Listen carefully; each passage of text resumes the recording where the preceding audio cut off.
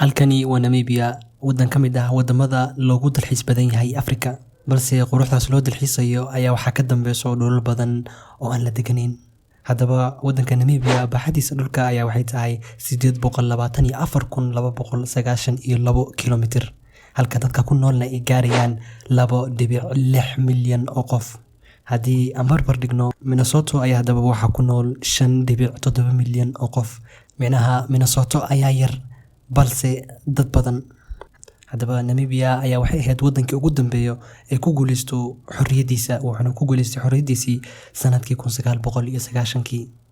Namibia ayaa haddaba sidoo kale waxay tahay wadanka labaad ee ugu soo saarista badan uraniumka adduunka, sidoo kale wadanka 8aad ee ugu soo saarista badan diamondka.